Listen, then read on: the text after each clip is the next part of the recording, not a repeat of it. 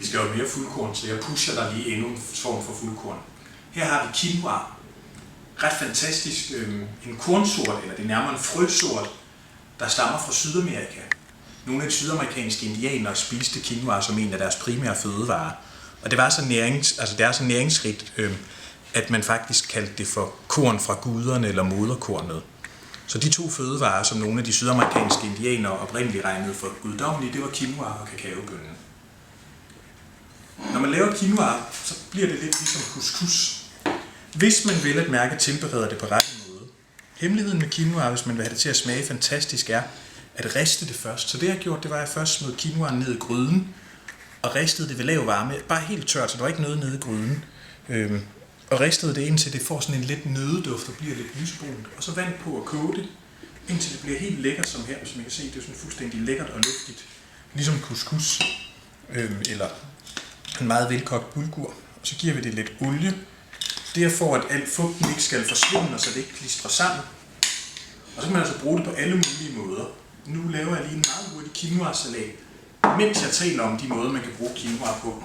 Så en ting, man kan gøre, det var som sagt at lave en salat, hvor vi kommer quinoaen i. Så vi kommer quinoaen i en skål og tager nogle grøntsager og nogle ting. Men der er også mange andre ting, man kan gøre med sin quinoa. Man kunne bare spise det, ligesom man spiser ris. Varmt til morgenmad, til morgenmad, selvfølgelig varmt til aftensmad. Og så smager quinoa nemlig også fantastisk til morgenmad. Hvis man har sådan en portion her, som man har kølet af, der ligger i køleskabet, så vend det med noget yoghurt natural. Så får du simpelthen den lækreste morgenmad, eventuelt lige nogle rosiner eller dadler og lidt nødder. Så har du en fantastisk morgenmad. Eller lav en salat. Så kommer alle mulige grøntsager i en quinoa. Her har jeg for eksempel et par gulerødder, jeg hakker fint.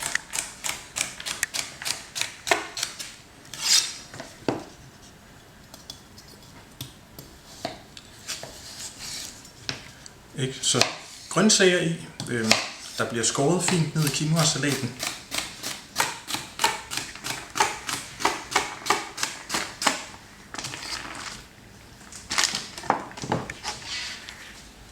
Gulerødder.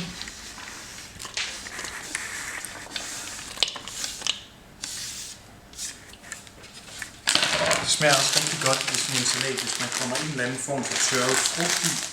Aprikoser, rosiner, eller her er det finer, som jeg lige skærer i grove stykker.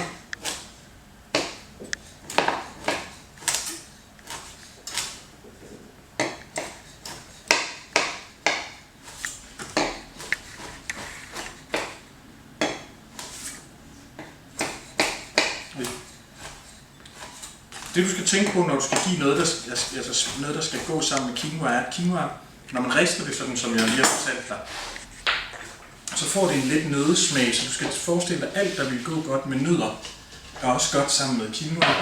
Så nu har vi gulerødder.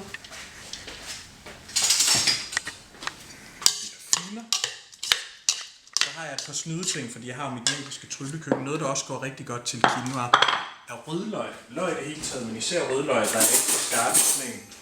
Så her har jeg nogle marinerede rødløg, der bare er marineret i eddike. Ikke alt muligt sukker, så videre, bare fint skårne rødløg, der er i eddike. Dem kommer vi ud i salaten. Og jeg har også noget hvidløg, som jeg havde knust i forvejen. Så tager vi bare et hvidløg og hakker det, og smider det ned i en quinoa-salat. Og jeg har også noget hakket ingefær, som jeg har lavet i forvejen. Det er det, når man har et magisk køkken. Når man jeg er ude på at lave køkkenrevolution, så bliver jeg ligesom nødt til at have remedierne i orden, så jeg kan rykke hurtigt. Og så kommer vi også lidt citronsaft og skrald i.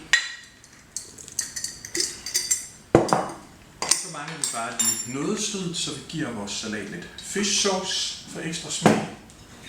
Lidt balsamico-eddike.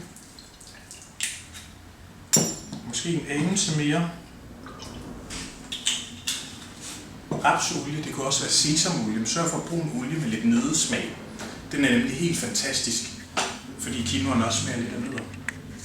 Der kommer lidt salt i, lidt peber,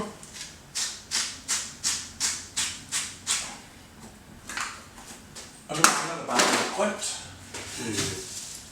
Så jeg har en masse krydderurter herovre, så det kan være, at vi bare lukker en hel masse basilikum. Og lige plukket det og ud i. Voilà, nu har du så en quinoa, gulerod, aprikos, rødløgs og basilikumsalat.